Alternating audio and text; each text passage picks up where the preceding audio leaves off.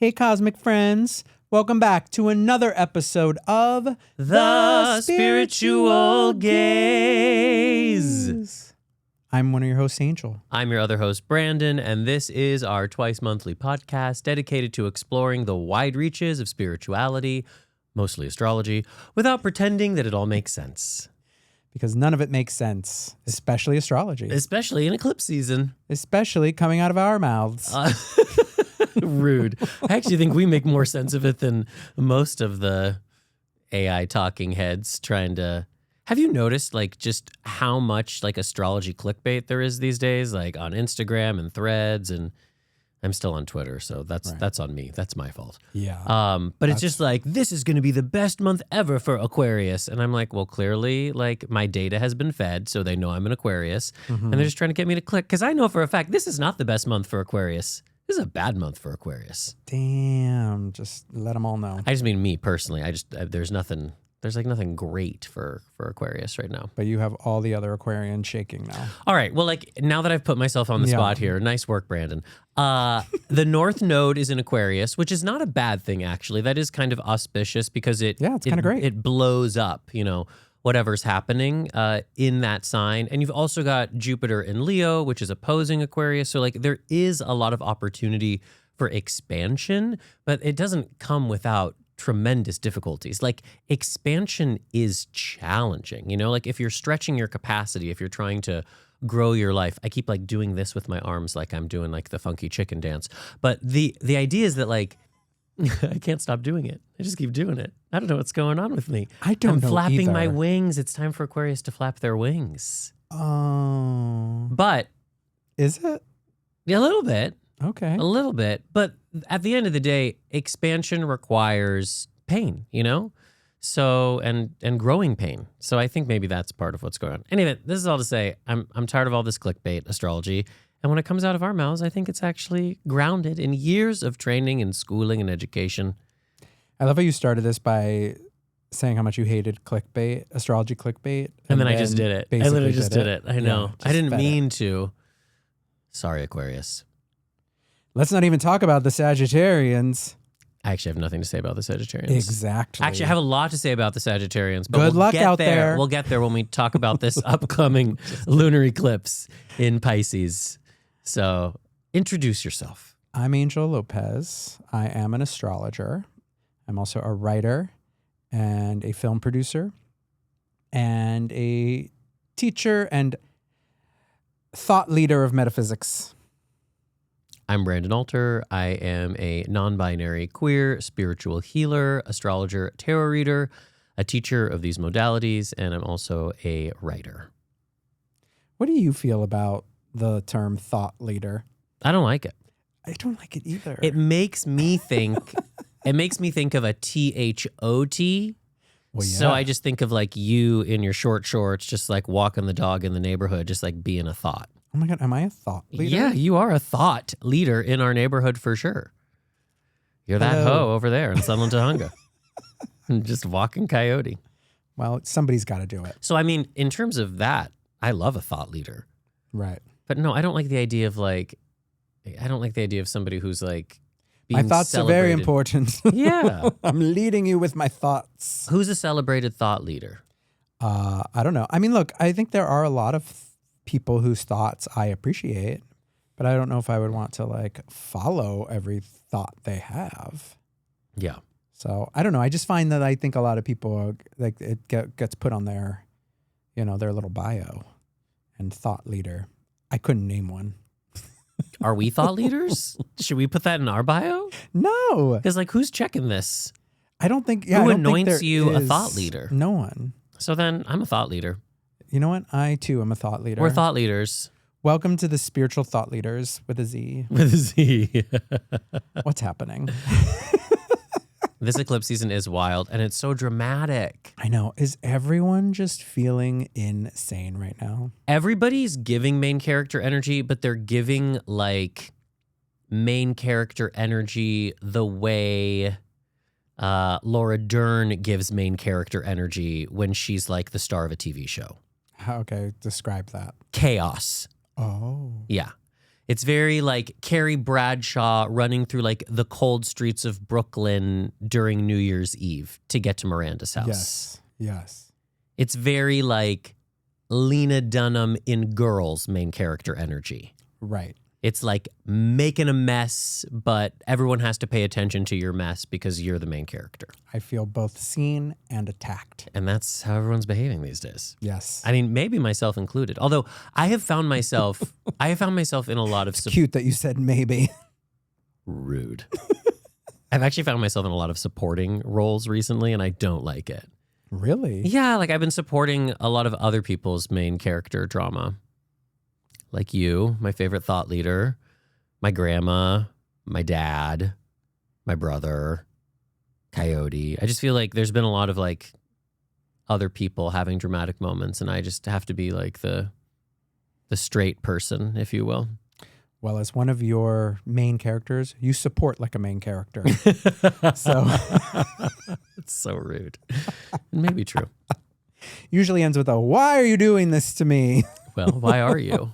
And then the camera follows you down the hall. Does it? Where I fall apart? I just cry. I don't know. I feel like you just take to the bed and play your game.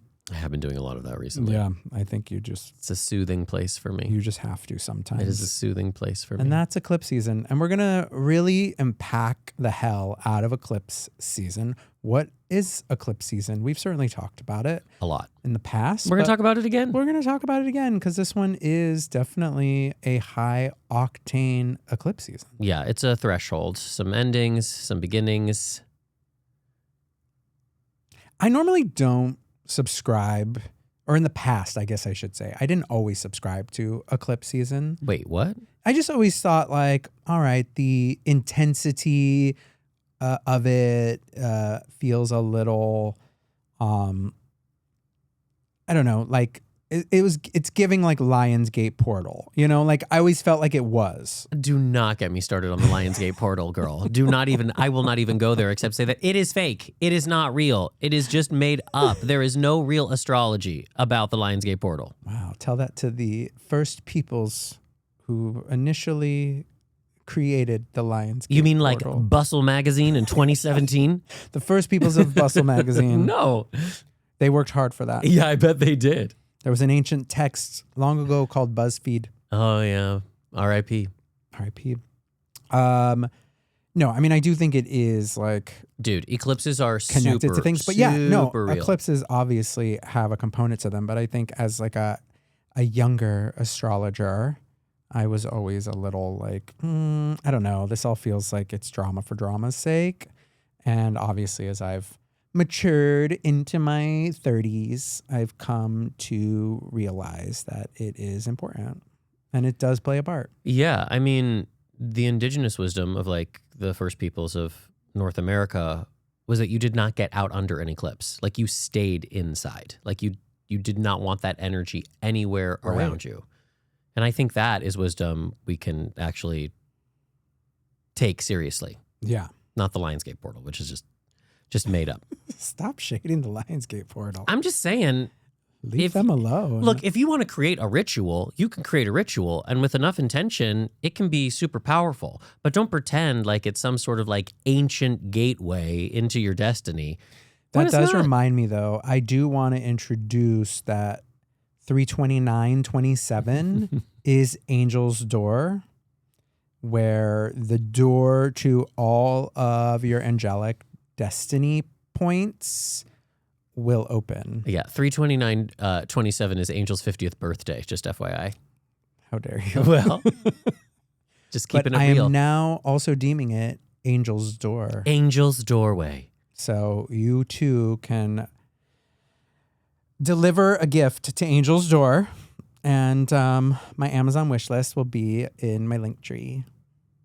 This actually did remind me of something that I've been thinking about over the last 2 weeks that I wanted to bring up on the podcast. Oh. So you know how the days of the week are kind of arbitrary? Like we've divided time into 7 days a week, but that's just something we made up. Right? Okay, You're with me so far? Yes, Aquarius. But doesn't Sunday always feel different? Like when you get to a Sunday, aren't you always like, oh, this does feel like a different day? Yeah, because it's the day of the sun. Well, so I was thinking about the fact that the days of the week are arbitrary, but we named them after the planets and we gave them the planets' attributes. And as a result, the days of the week do feel differently. They have a different essence, a different energy. Yeah. And I was thinking that that is literally the same thing as astrology, as having a sun sign. Like being born in the season of Aquarius carries with it certain characteristics that are attributed and are true, whether or not they're true because we decided and then agreed to, or they were true before and we discovered. Same thing as the days of the week, right? Why does Sunday feel different? Is it because we know it's Sunday and so we agree for it to be a day of rest? But even if you're working on a Sunday, it does feel differently. Well, yeah, because it's so embedded in our brains that we shouldn't be working on a Sunday. And even if you have like Monday off, it still feels like Monday. It's still, so I don't Monday know. also feels like a Monday. Yeah. Right. Anyway, I was just thinking about the power of our thoughts to imbue things with power and attributes and reality. And I was like, this is just basically astrology. I love a Wednesday. Really? Yeah. That's Mercury's day. Well, I like it. Hate a Tuesday. I also don't love a Tuesday. No, because it was just Monday. And Yeah. We're like, wow, we're still here. We're still here like it the just beginning. feels like Monday Yeah. part 2. It's like the early midweek. We haven't even gotten to midweek. Totally. Yeah. But I love a Thursday. Jupiter's day. No, yeah, Thursdays. Well, everyone loves a Thursday. Everyone does love a Thursday. Unless you work in a way that Thursday is your Monday. In which case, maybe you still love a Thursday. Hard to say. Finally get out of the house. Do you want to check in and tell us how you're doing? Like, what's really going on with you? I'm shaking my head no. No, I'd rather just keep vamping and never have to talk about what's going on. This is feeling avoidant. It is avoidant. Well, I think you should. Aren't I avoidant and you're anxious? Aren't those our attachment styles? That is true. Yeah. So stop avoiding this by talking about our... Stop being anxious about my avoidance. We could do this all day. We could, and we do. I don't want to. Just usually not on air. Okay, I will check in. Well, the first thing I want to check in around is, I mentioned this on my Insta stories, but that I am officially guest faculty for the Foundation for Shamanic Studies, Pew, pew, pew. which is really exciting because it's something that I have been building towards for a really long time.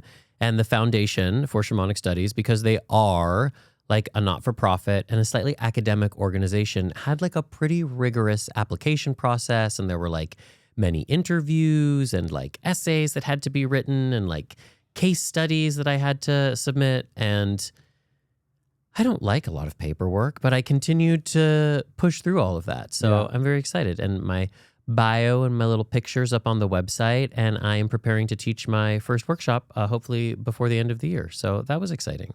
That's very exciting. Just to like feel some forward movement. I've been studying with the Foundation for Shamanic Studies, which I should just say is a foundation that is dedicated to teaching the core shamanic principles that are not necessarily connected to any one specific culture. So they're very aware of cultural appropriation and rather looking to teach like what is ubiquitous across all cultures and then letting students kind of bring their own cultural heritage to those practices. Mm-hmm. And it was developed by Michael Harner, who was an anthropologist in the 70s, who studied with a lot of indigenous people around the world and kind of developed these practices. And so I started studying with the foundation back in 2018. And have done like some of their like more rigorous intensive training programs. And so it's really cool that I'm going to get to teach for them and share some of these practices that have been like so meaningful to my own life. So that has been going on. So that's cool. I'm still dealing with like the bureaucracy of like finding a space and like getting all those details together. But one could say that in the space of shamanism, you are a thought leader. I would not say that at all, actually. In fact, I think that would be offensive. I will only refer to you as such. Yeah, I'm definitely not a thought leader in the shamanic realm, but I have been doing it for a long time. You have, and I do feel like it. You've been like really walking the talk of it. Like you do the work in a very meaningful, grounded, passionate way. I love it so much. Yeah. I'm going up to Santa Barbara this weekend to take a workshop with another teacher from the foundation that's all about shamanism and the spirits of creativity, which I'm really excited about since I am definitely like at a roadblock with my musical, which is something else I could like check in around. So just like the relentless creative process and how it is like grinding me down. And I feel like this past eclipse with the new moon in Leo really kind of like eclipsed my creativity. Like it took it away. Like I just kind of had some like, I had like a very dark night of the soul where I was wondering if this thing that is like so meaningful to me and that I've like poured so much of my heart and soul into over the last 6 years is just like a worthless piece of shit that is a waste of my time. Mm-hmm. And I just like had to sit with that, which was really unpleasant. And it was interesting because Leo is also very much connected to ego, and my ego was like very much like tied up in what's been like going on with the musical recently. And since then, I am challenging myself, or more so just like inviting myself to come back to like the deeper reason, like why did I want to approach this in the first place? Yeah. Because that deeper reason definitely gets lost 6 years down the road. And it's that deeper reason that I need right now to like re-engage with it when I feel like so close and yet so far. Like, yeah. There's a line from the musical where the main character, who is an artist who's struggling with her creativity, meta much, says, I feel like success is a horizon and it just keeps moving further away. And I definitely feel that way. Like the more I work on it and towards it, the like further it gets. But I can't just like give up and lay in my bed and play my game on my phone all the time, or else it will never get any closer. So I'm just like struggling with all of these things. Right. But I do find that my shamanic practice and my creative practice are like two snakes that interweave together to kind of form like, I think of the caduceus, you know, like the symbol for medicine, which is like the two snakes. And so like when one of them feels challenging or like it's not slithering the way I would like it to slither, then I need to like go to the other snake. So it's good to like be taking a shamanic workshop this weekend, and I'm going to be going up to Mount Shasta next month to take another shamanic workshop that I want to teach, the Spirits of Nature workshop. So hopefully that will help. I know it will infuse my creativity with a sense of like meaningfulness again, because I don't know. I'm also, not to like be a total Debbie Downer, but I'm just like very depressed by the state of the world, and particularly just like the state of the environment. Like this summer has been so relentlessly hot in a way that I've never experienced it before. And I'm just feeling kind of like bleak. Like I'm feeling the sadness of how we've changed our environment. And that makes me question like whether anything's worth it, you know? Right. So I'm just like struggling with that existential nature of like looking into the abyss. That's real. And just seeing the endless darkness. I hear that. I didn't want to check in. I tried to avoid it, but you pushed me there. So this is now on you. You know, let's just end it now. Okay. Let's just call it. Let's just stand up and walk out. Yeah, because why? Oh, hush your mouth. Why? What are we doing this for? Just in the way that you asked that question about your work. What are we doing? What am I doing what for? This right here. This right podcast? Now, this moment in time. Well, we're mostly just doing it for my Aunt Rob because she like really looks forward to it every other week. So like, what up, Aunt Rob? We're doing this for you. We're doing this for you, girl. All right. I'm in. I'm back in. I mean, my Auntie Rob is like the best family member I have. Well, that's so beautiful. Yeah. I mean, you're obviously a family member that I love very much, and my brother and my dad, but they broke the mold when they made you Aunt Rob. Agreed. I love you so much. Same. All right, why don't you check in? What's going on with you? Well, I'm continuing on my healing journey. How's your healing journey going? It's actually going quite well. It's going pretty. There's a lot of healing going on. There's a lot of healing going on for sure. I am like approaching my healing with the drive of a 22-year-old who's just discovered psychedelics. I was going to say more like a rich Bel Air white lady who has all the time on her hands. So just, you know, focus on her existence. Yeah. I mean, I will say the credit card bills have definitely gone up because of all your healing. I am focusing on my existence. It's expensive. Well, putting yourself back together does not come cheap.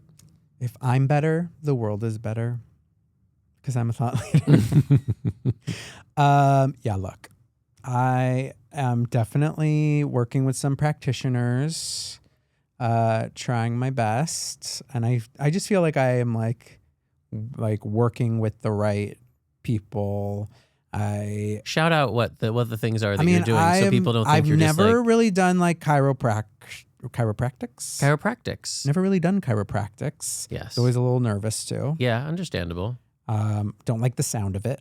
I Angel know some does people not love it. Yeah. I know there are people who just get off on the like cracks and the whatever. I know. It's so funny because you won't even let me like crack your toes. No, that's so why? Because it's good for your... I don't it's good. like it. It's good for you. It's invasive. But I still try from time to time. you do. And now I'm letting, You're letting Dr. Claire do it. Dr. Claire. I know. She's getting what I never got. And she's killing it. Well, she's amazing. She's next level. Shout outs Dr. Claire. Shout outs Dr. Claire. At the Glen Feliz Chiropractic Association? It's GFCA. I don't know what it stands for. Plug it. Maybe we'll get discounts. We could use it. See if they have a referral. Rob, you should go next time you're in town.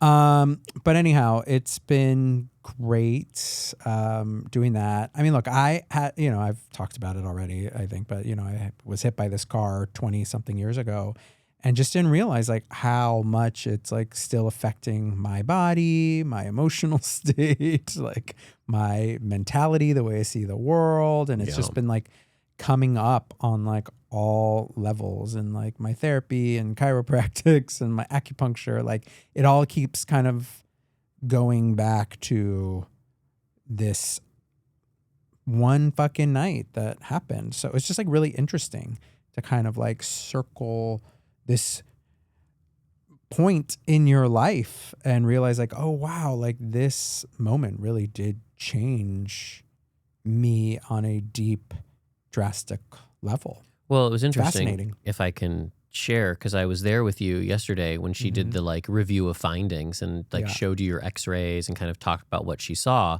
Yeah. And you were hit like on your left side by this car. Yeah. And so you're like, if you're hit on your left side, your whole body kind of like flung to the right. Yes. And you can see that your spine is still, it's like your body froze in the position of that trauma 20 something years ago and has not unfrozen. And in fact, just like keeps laying down scar tissue to stay frozen. Right. Which is just very interesting to think about in terms of trauma on a physical level, but also like psychologically and spiritually and emotionally, that there's part of you that's still in that moment of being hit by the car.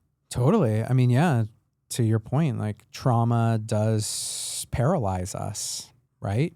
Yeah. And we sometimes don't see it or realize it. And then we're 20 years later in a fight with someone we love. And like, we're really in a fight with our mom, our dad, or a bully on the playground, but we're projecting it onto that person because we're still frozen there when we get angry or sad or, traumatized. Yeah. So it's so fascinating to have the opportunity to really dive into it and excavate it and in a way kind of, like break up that scar tissue and clear it out. Right? So interesting. Yeah, like that's the work right now. But like, also she clocked something that I had never clocked before. Go on. And I told you this.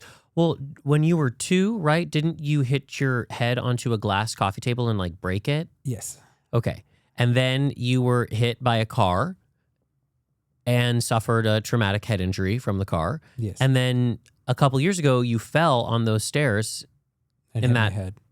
And you hit your head on those stairs. So that's 3 traumatic head injuries. Yeah.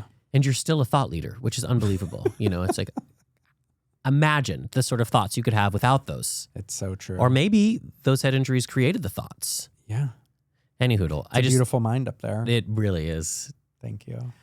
So I was just struck by her ability to, sometimes you need somebody else just to look at you and pull out the most obvious, because the most obvious sometimes eludes you when you're in your own life, right? Right. So I don't really know where I was going with that, except to say that you're an Aries, and Aries rules the head, and all those head injuries, but also your Chiron return happening in Taurus. Yeah, girl, it's happening. And it's all happening in your body. Yeah. Healing it up. Healing it up.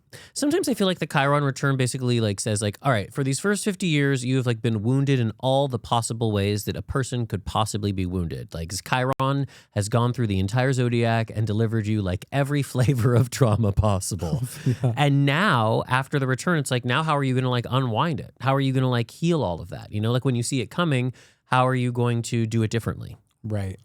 And you are. I'm working at it, bitch. You are. I'm trying. You are. Because not feeling well, Ain't it? Done. I'm over it. Yeah. Yeah. Living a life where the trauma still rules you, not cute. No. Do what you can to move on. And not everyone can do any or some of the things that I'm doing, but there are ways to really try and focus on yourself. And, you know, I think reflection, self-awareness, it's sexy. So you should push yourself toward it. It is sexy. Yeah. So healing yourself, hot. Do it. I'm serious. That's actually a great t-shirt. Healing yourself is hot. It is hot. Or is it just healing yourself and then like an equal sign? Hot. I mean, I know it's been a while since I was single and went on dates, but my God, going on some dates with these people who just were not at all in touch with themselves, so not hot. Except if like it's like a really hot person that isn't in touch with the fact that they're hot, then that actually is very hot. Well, yeah. Like love a hot person that doesn't know they're hot. Right. Or like a really, really hot person who's not at all interested in self-awareness, but you know you can change them. Whoa. Like fix them. That was definitely not. That's super hot. Gross. Strange. I love fixing people. Well, you really were strange. You're single. almost there. What? What? I'm so close. Let's move on. All right. So we are just going to do like a supersized dose of reality this episode because we really want to break down this upcoming lunar eclipse, full moon, and there's a lot of other stuff that's happening. So let us leave whatever that was behind and head into this episode's Cosmic Update. Eclipse season edition. Yes, it's eclipse season. It's eclipse season. We are in the space. Ooh, spooky eclipse season. We are in the space. This is Halloween. This is Halloween. Except it's eclipse season. So we're in the space between eclipses. We're in the space between eclipses. Known as eclipse season. Oh, yeah. Mm-hmm. We're like, I mean, we're literally in the throes of it. Thick. Meaty. Juicy. There. That's all I got. So eclipse season happens every 6 months when the sun and the moon get within shouting distance of the lunar nodes. And some eclipse seasons have 3 eclipses. Every once in a while, you get an eclipse season that has 4 eclipses. This eclipse season, just 2. But we are in between. So I don't know. Did you see some of the videos from that solar eclipse that happened in Spain? Yeah, it was that gorgeous. Was wild, right? So cool. Oh my gosh. Just like makes you really believe that we're living in a hologram when you see something crazy like that. Totally. Right? I mean, just like in the middle of the day and then it just like gets dark for a second. Right. And everyone goes, oh my God. And then we move on. Yeah. And then we move on. Yeah. And then you just go have dinner. Yeah. It's crazy. Like the lights didn't just get like shut off. I know. What are we doing? So that is one of the nature of eclipses, is that it does eclipse something in your life. It turns the lights off for a second. So something that you are really used to having at your fingertips is no longer there when you reach for it. And then all of a sudden it's back and you see it in a new way. It's like coming back home after a vacation, or I remember Ann Orderly used to talk about it like going to the movies, and like you go to the movies and the lights are on and then you like sit down and you watch the movie and you're like in this other reality and then the lights turn back on and you're like jarred out of wherever you were and you have to like go back to your life. Right. And you realize you're suddenly sitting next to someone you weren't before. Does that happen to you a lot at the movies? All the time. Weird. Because it's usually me sitting next to you. Go on. But I am really, I hate that moment, honestly. When the lights come on at the movies? Yeah, I really struggle. like, and I also struggle like after a piece of theater too. Like I need more time in my seat to just like process and integrate. I feel like there should be a room in like a theater where you can like go after and just like sit and be quiet with yourself. Right. No, really though. Like reflection time. Yeah, because like good art like changes you, you know? Collect your thoughts in your letterbox. Yeah. It's like why you need a cigarette after like a good lay, because you got to like integrate, you got to process. You can't just like go back to whatever you were doing before. No, it's true. That's like a great concert for me. Like a great concert is when like I'm like, I gotta sit. Yeah. Like I can't just like start walking out. No, you gotta like, process. I need to sit. I need to be like, oh, who did what? Rosalia. When I saw Rosalia, I was like, I just need to sit a minute. Yeah. Like what the hell just happened? Did you sit? A moment, yes. Good. Like Good. life felt changed. Okay. So eclipses. Life feels changed. Yes. So the nodes of fate is what we're dealing with, and they are cosmic course correctors. They bring in big things, they take out big things, sudden, fast changes, losing a job opportunities, deaths, births, all sorts of like kind of dramatic things usually happen to you or around you in eclipse season. Definitely, depending on your birth chart, some eclipse seasons are more impactful than others. Yeah, or cerebral. Right. Yeah. Emotional, but sometimes they are financial or, you know, residential, professional. Yeah. Any hoodle. So the cosmetic. Sometimes. I know. But I would not ever get a cosmetic procedure on the day of an eclipse. I wouldn't get surgery on the day of an eclipse or a full moon. I wouldn't do it. If you can avoid it. Well, unless it's like emergency surgery, in which case that is the eclipse. Yes, agreed. Happening to you. Then you just got to roll with the punches. Right. So the solar eclipse, which is a new moon in Leo, which just happened, that was a beginning of sorts because the nodes just changed from Pisces, Virgo to Leo, Aquarius. So there's a north node and there's a south node. I talked about this last episode, so I'm not going to spend too much time here. And the nodes move backwards through the zodiac. Everything else moves forwards, and I won't step into a digression about what is backwards and what is forwards. I won't do it. Don't do that. But the nodes are moving backwards through the zodiac as we understand the zodiac. So they were in Pisces, Virgo, and now they're in Leo, Aquarius. And this eclipse was the first one we've had in like 18 and a half years in Leo, Aquarius.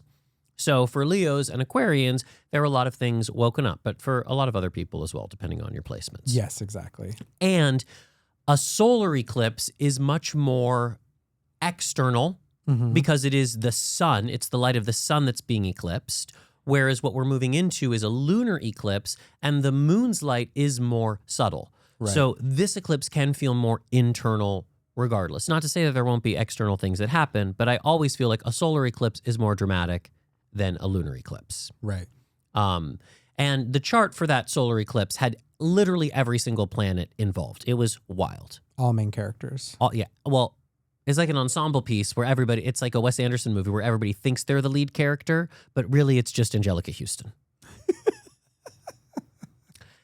Anyway. Don't tell that to Gwyneth Paltrow. I don't tell anything to Gwyneth Paltrow. So now let's talk about the eclipse that's coming up, because that eclipse already happened. So whatever happened, happened. Although it should be said that eclipses create a story that happens over time, usually the year and a half that the nodes stay in that sign.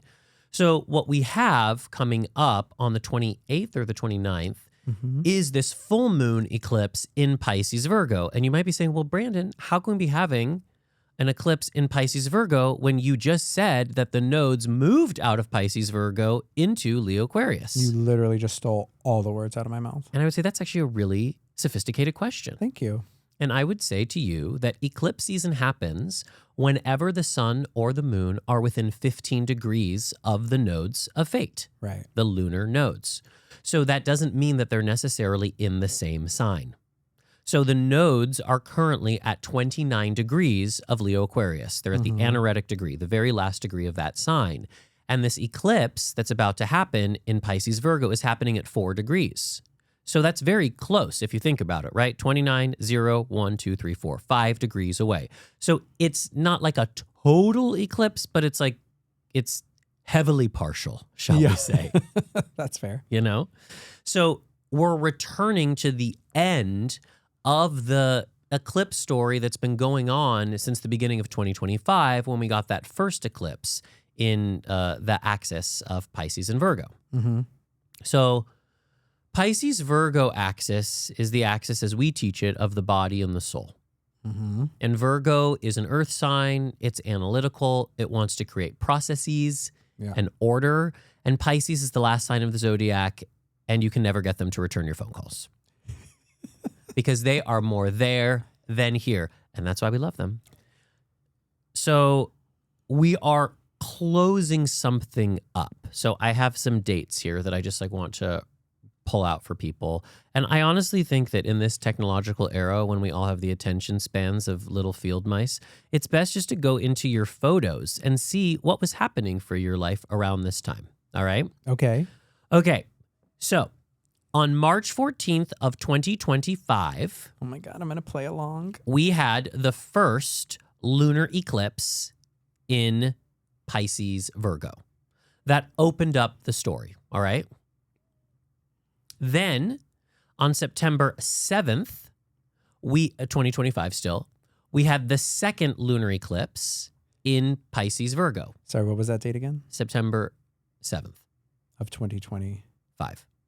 Right? So the first one happened in Pisces season, and it was a full moon in Virgo. Yes. Then it happened in Virgo season, and it was a full moon in Pisces, which we're getting in a week. And then on September 21st, there was this partial solar eclipse in Virgo at 28 degrees. And then March 3rd, 2026, we had the total lunar eclipse at 12 degrees of Virgo. And the story ends on August 28th with this partial lunar eclipse in Pisces. Right. So this is how eclipse? Sure. I'm sure that's not correct, but it sounds good, right? I'd say let's take Eclipse. Eclipse. That's how they work. Like cat's eye. It's like Calypso Eclipse. That's a good drag name. Really, it's like a slot machine in my head today. It really is. So they're like a trail of very dramatic breadcrumbs that you are following. And so the 28th, next week, is kind of the end of that story, whatever was happening for you in the axis of Pisces and Virgo. So you should look in your chart. What houses does that occupy? For me, it's my 12th house and it's my 6th house, you know? Mm-hmm. So it's about like my spirituality. It's about, it's actually quite interesting because around that time I was finishing my 3-year training program with the Foundation for Shamanic Studies. Uh-huh. And now here I am like announcing that I'm a teacher and hopefully like we'll lock down a location sometime next week. So it's like, oh, that was the story that was happening. Like that fate was trying to like keep me on course towards this thing. Yeah. And then, so this is like the end of the story. And we just got the beginning of the story last week because we're going to be following this Leo Aquarius eclipse story for the next year and a half. Any questions about that? I don't think so, but I'll definitely want to really dig into all those dates. Yeah. So I'm excited for everyone to do that. Yeah, it's useful. Okay, so I have pulled up the chart. You can't see this because you're too far away, but I've pulled up the chart, and also most of you are just listening. But I've pulled up the chart for this lunar eclipse because it has some interesting aspects that I think are important to talk about, all right? So sun and moon at 4 degrees of Virgo Pisces. Mm-hmm. Already talked about how the nodes are at 29 degrees in the sign that's right before Leo Aquarius. The moon in Pisces answers to Jupiter because Jupiter is the ruling planet of Pisces, and Jupiter is currently in Leo answering to the sun. Just a party queen. The sun is sitting with Mercury. 4 degree sun, 5 degree Mercury in Virgo. The ruler the of Mercury. Sign that Mercury rules. Yes. So this whole eclipse answers to Mercury. Oh. Which is really interesting. However, there's like a bum bum bum. Bring it. It's an eclipse. I want to wager that it's Mercury who's about to be eclipsed. Ay Dios. Ay Dios. And I say this because I think we're going to be tempted to reach for our analytical reasoning. We're going to be in Virgo season. We're going to want to like control and organize. And really, because the North Node is closest to the moon, because it's North Node in Aquarius, South Node in Leo, it's really about leaning into trust and faith. So it's going to be wild. It's definitely like we're in the midst of a storm and you're probably feeling all sorts of crazy. And maybe it is a good time to like do a project that helps you feel like you have some sort of order. Like I really got to clean out my t-shirt drawers. And like I cleaned and cleared the spirit studio today, which was like really nice, right? That was so nice. But that's because there are other things that are like way above your pay grade that like you're never going to be able to control at the moment, and just like let that eclipse take what it's going to take. I'm clearing out the cobwebs of my self-doubt and insecurities. Good for you. Thank you. I also just want to suggest that like because this is Pisces and Pisces is the last sign of the zodiac, and there's a lot of like karma and past lives and like multiple realities and the invisible world and all the things that like Pisces kind of like leans into quite heavily. Only on this podcast. Well, there's other podcasts, but I love just like throwing out all of that. Like multiple realities. You're so silly. It's like we've not been having. It's like we don't have this podcast about spirituality for no, like but 8 I just years. love it. I love it. It's like you forgot that you're like married to an Aquarius. It's just like fully insane. I just think it's about leaning into all of that. 1000%. And also about releasing. Like this is it's the end of a huge cycle in Pisces. It's like releasing old karmic ties, letting things go. And the Virgo's going to want to try to control and hold on. And I would just say like, baby, next weekend, don't hold on to anything. If it's not working, it's not for you, let it go. Yeah. And if you don't understand it, it's not for you to understand. It's just for you to like, to love. Love that. Yeah, I think you're right. It's like fiercely important to try to not let the analytical override and overwhelm, like move toward the spiritual. Yeah. Now, this is the ending of an eclipse cycle in Pisces Virgo. Yeah. But it's the beginning of the Leo Aquarius nodal cycle. And in some ways, this eclipse is also setting us up for the Mars retrograde that's happening in January of next year. And I say that because Mars is currently in Cancer at 10 degrees, and Mars is going to be in Cancer and Virgo until 2027, until like April, May of 2027. Wait, Mars is going to be in Cancer and Leo, you mean? Yes. Okay. Sorry. In Leo and Virgo. My bad. Got it. Yeah. Because the Mars retrograde is happening from 20 degrees of Leo to 10 degrees of Virgo. And the eclipse that happened last week was at 20 degrees of Leo. Right. So these eclipses are happening in that terrain between 20 of Leo and 10 of Virgo. And this eclipse happening next week is at 4 degrees of Virgo that Mars is going to be retrograding over. So this is like setting the scene. Exactly. Like it's like the start of that longer conversation. Yeah. I mean, this is in some ways, it's like exposition, and it's like curtain up when Mars enters Leo. Which will be in like 40 days. Okay. So I just wanted to mention that. The other thing I wanted to mention, which is in some ways like the defining feature of this eclipse, is the T-square to Uranus. Oh, Yeah. So we're about to get to you, Sagittarius. Buckle up. So the moon is at 4 degrees of Pisces. The sun is at 4 degrees of Virgo. Uranus is at 5 degrees of Gemini. So that is a T-square, meaning that 3 mutable signs, they're all squaring each other. And a mutable square is the slipperiest. It's like a chair with a wobbly leg. Oy. It's like, will it hold your weight? Nobody knows. We'll find out. And the thing about a T-square is it creates a what's the word? Grand Cross? Well, it becomes a Grand Cross, right? Because it's like a fulcrum. right? Like the moon is shooting at Uranus from one side, the sun is shooting at Uranus from the other side, and Uranus is like, what do I do with all of this energy? So it shoots it across the chart, awakening that last mutable sign, 4 degrees of Sagittarius. Right. So I feel like 4 degrees of Sagittarius or 5 degrees of Sagittarius is a really important place to look in your chart for what to do with this eclipse energy. Like if you're feeling crazy and you don't know what to do, what house does 4 degrees, 5 degrees of Sagittarius exist in your chart? And that's somewhere to go. Yeah. Like for me, it's in the 9th house. So like I should be learning, I should be traveling, I should be teaching, you know? If it's in your 4th house, you should like just stay home or like be with family, you know? Mine's in my 7th. So you gotta be with somebody. Relating. You gotta be with somebody important. Yeah. And put all that energy into that relationship there. Yep. I also just want to shout out that Venus is in Libra currently. She doesn't like have any real powers in this eclipse, but it is just nice to have Venus in Libra for the moment. And she is there. So it's just a nice room in a house. Like the eclipse is maybe a bit of like a haunted house, but in that haunted house, there's one room where like the ghosts don't go. Yeah, everybody just wants to get along. Yeah, and that's the Libra part of your chart.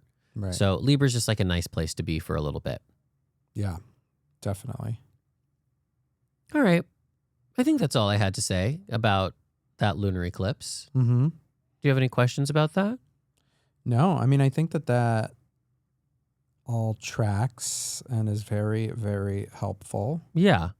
I mean, I could talk. I mean, there's obviously some other aspects happening. Like Uranus is still in like a pretty tight sextile to Neptune and Aries, which certainly like adds a hazy quality of like what the hell is going on.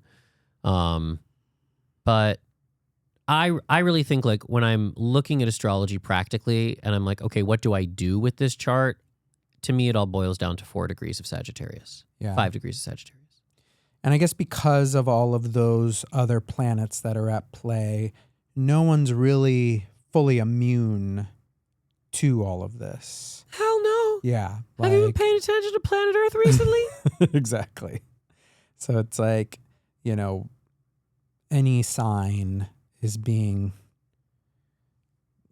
tapped by this in some way or another. It is a really interesting eclipse, though, because the sun is conjunct Mercury that day, right? So it's like Mercury conjuncts the sun, is like raised up, takered into like the sacred heart of the sun. And then like the sun is involved in this like giant ritual that like takes away the moon's light, you know? So I just feel like it's almost like, oh, there's a great idea. And then it's like, where did it go? Like that Mercury is being eclipsed, and just like be careful of letting things slip through your fingers. Right. I don't know. It's like a little bit of both. It's like if you don't remember it, like sometimes I'll be like, oh, like I had such a great melody, or like I had such a great lyric, or oh, that was such a good idea and I can't remember it. And I'll like work so hard to try to find it. And then I have to go like, well, I guess it like wasn't for me. Like it was just like moving through, you know? But then other times I feel like, well, you should have written it down, you dumb fuck, you know? And I'm like, why didn't you write that down? So it's a little bit of both with this eclipse. It's like if you have a good idea and you don't want to lose it, then it's your responsibility to make sure you don't lose it. Otherwise, it might just kind of be like taken from you. Yeah. Well, especially I guess if you think about Mars at play too, because Mars is in Cancer, answering to that Pisces moon. Answering to the Pisces moon, so it's easy to kind of just like lose things. For sure. Lose yourself. Yeah. And I think there's combo. like high vibe and low vibe Pisces, like losing yourself in like drugs and alcohol, low vibe, which the Pisces moon has a tendency towards. Yes. But losing yourself in compassion and music and spirituality, so long as it's not like, you know, I mean, I think spirituality is a big word and we've seen a lot of people use spirituality to actually like co-sign bad behavior. So I don't want to say that like there is a low vibe of spirituality as well. Oh, yeah. But the Pisces moon does best when it is being nourished by the invisible world. Right. Which is why it reaches for substances, you know, like the Pisces moon wants to blur the boundaries between itself and others. Like it doesn't want its heart to feel like it's locked in a cage. It wants its heart to be in like a safe touch cuddle party. Remember sure. that? Remember the Safe Touch Cuddle Party? Of course. Did you ever go to a Safe Touch Cuddle Party? Maybe, I don't know. I never went to a Safe Touch I Cuddle think just Party. all my friends and I just liked to You were hug. doing... Oh, yeah, we just hugged you and were cuddled. a theater kid. Yeah, so we were always just safe. Which was not always Safe Touch, but it was high touch. Yeah, but it was mostly safe. I felt safe. Well, that's good. I was born with my sun and South Node 16 degrees apart. Wow, here's that main character energy coming in again. But astrologers always say that I was born in eclipse season. So congratulations. I am living a proof. harbinger of the eclipse. Yeah. You know what? Living with you feels like it. Yeah. Yeah. I feel eclipsed by you all the time. You should. Yeah. You're the main character and I'm just your supporting. It's healthy for you. Is it? It probably is, honestly. It's probably good. It's probably good for me. Did you want to talk about any other key aspects? Transits? No, I think we're living, girl. I think we are living right now. I mean, I feel like breaking down that chart like gave you a bit of it. 1,000%. Yeah. Yeah. You've got the Mars in Cancer. So, Mars answering to the moon means, Mars is your vitality. It's how you take action. It's going to be changing every 2.5 days. When the moon changes signs, the way in which you approach projects is going to change. Be aware of it. Everybody feels that way. Yeah. If you have any inkling toward astrology or living cosmically, like be paying attention to the moons and try to subscribe to the energies of those moons, especially if you are a Cancer or a Cancer moon. Like, I would highly recommend trying to flow with the moon. And then Mars is also approaching that square with Saturn, which feels like, what did Christina Funkhauser say? She said, it feels like you're driving with the parking brake on. And we all know what that feels like. It doesn't feel good. I've done that. So that is definitely happening. So just like being aware of that. But we have the nice Venus in Libra. And once we get to the other side of this eclipse, we also have the Mercury in Virgo, which does give us fast thinking and powers of analyzing and to-do lists and organization and that's not to be underestimated in what it can do for you personally. Yeah. For sure. Okay, cute. Great. Okay, great. Should we pull a card for the children? I think we should. Also, I think everyone needs it. Tell the children what we'll be doing on that lunar eclipse. Yes, we will be involved in some moon magic on the 28th in Palm Springs. We will be, the Palm Springs Museum is hosting an event all around the tarot. They have an exhibit. I think it's called Queer Arcana. Queer Arcana. And they're having a big party on the 28th called Moon Magic. And we will be there. Friend of the pod, Jeff Hinshaw of Cosmic Cousins will be there. Mantis. Friend of the pod. We'll all be doing tarot readings. People there. I think they'll have aura photography. Wait, really? Yeah, and there's DJs. I've never had my aura photographed. Oh, really? I've never had it done. We should do it. I would love to do that. Yeah. But yeah, it's going to be a fun party. So we'll be out in Palm Springs that night. So. Yeah. And that day we'll be at the outlets where my wallet will be eclipsed. Exactly. Let's take a moment and connect in to the sound of the cards. Just trusting that this message will resonate no matter the future, place, or time to which you listen to this episode. And we're just asking for a card to help us make sense of this eclipse season. Actually, I want to pull 2 cards. I want one card to name this eclipse season, give it a face. And then I want another card to name us in it. So it's one card that sets the scene and then another card that tells us who we're supposed to be inside of it. Because this eclipse season does feel unwieldy AF. So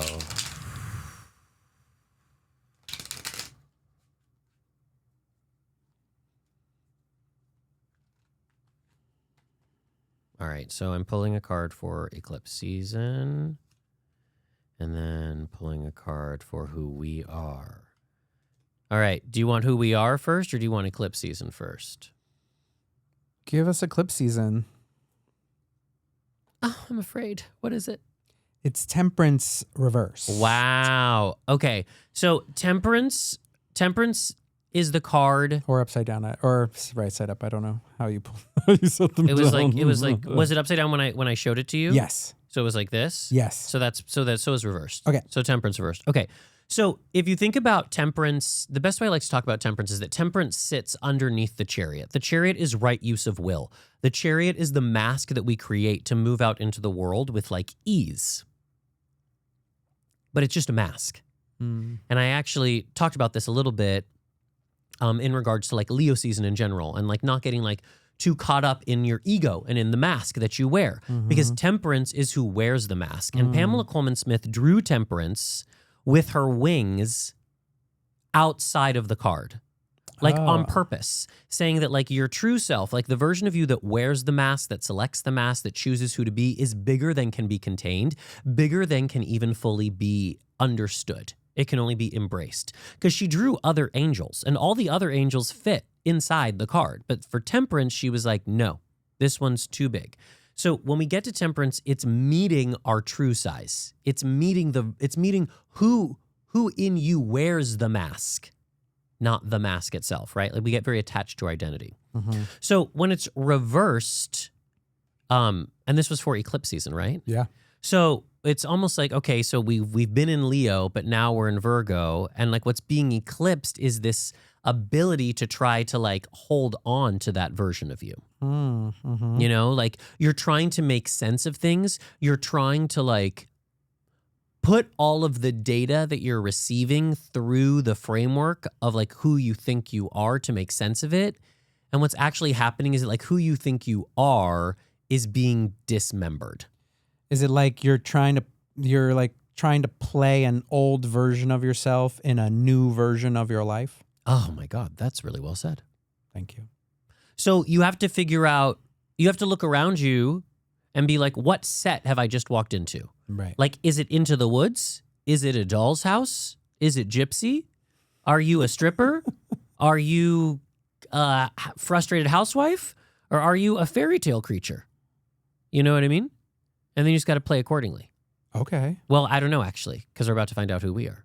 So right, who are we?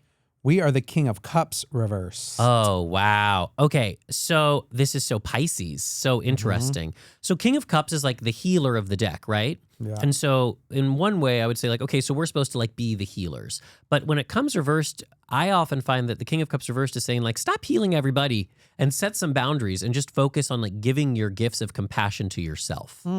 So maybe that is the like positive reframe of main character energy, is that like for a little bit longer, be healthily selfish in that like you're not over giving, you're not over caretaking, you're keeping some pretty secure boundaries and saying no, saying I don't have the capacity for that, saying I don't talk about that with people I don't know, so that you can be with your own cup. Yeah. Because even the kings who have a kingdom to tend to also have to tend to themselves too. Even thought leaders have to have thoughts that are only for themselves. Right. But the King of Cups is not a thought leader. The King of Cups is like a feel leader, has all the feels. Yeah. But also like incredible like creativity and compassion. And this is like a little obvious and a little trite, but I'm going to say it because I feel compelled to say it, which is that so much of what we're experiencing in the world right now could be boiled down to like a lack of self-compassion. Like the people that hate themselves the most are the people that do the most damage in the world because they can't sit with themselves. They can't sit inside their own cup and just be content with their own company. Right.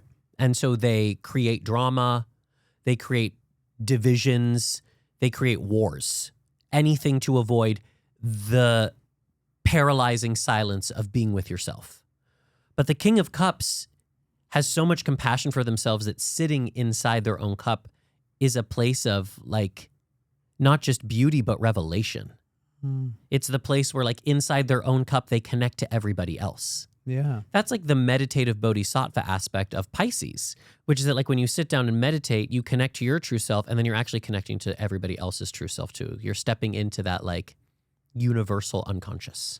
Well, and to me, that's like the greater high vibe energy of Leo, which is connecting more to Aquarius. And I actually felt that about this eclipse, this Leo the solar new moon. eclipse. Yeah, like there was a lot of discourse around like it's, Leo and the like South Node, and like we're supposed to get rid of our ego and get rid of the self and all this stuff. And I was like, I don't think we're there yet. Like the sun is at the beginning degrees of Leo, and this South Node is at the end. So like they're not in conversation yet.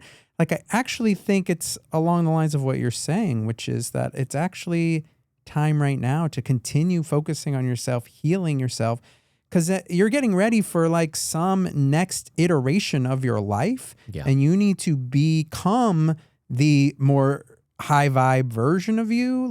So continue focusing on your healing, on your internal work, on yourself. Like be a little selfish on, your emotional well-being. What is that song? I'm just a little selfish. Da, da, da, da. Oh, it's Lindsay Lohan. It is Lindsay Lohan, yes. But yeah, I think so that when we do get to step more fully into the space of helping others, you can be prepared to be that high vibe version of you and inspire and ignite others to be their higher vibes. Yeah. I mean, I think that's what temperance is. It's like, can you sit with yourself long enough, move through the discomfort, to remember your true self, and then move from there. I think if you are listening to this or watching us, you can. And you'll see our true self at the Palm Springs Museum. Yes. Giving tarot readings. We'll be sitting in your discomfort with you. Thank you all so much for watching, for listening. You can always find us at thespiritualgaze.com. Find out how to work with us there. You can find us on Instagram at thespiritualgaze. And I think that's all you really need. Until next time, this has been your transit through the spiritual gaze.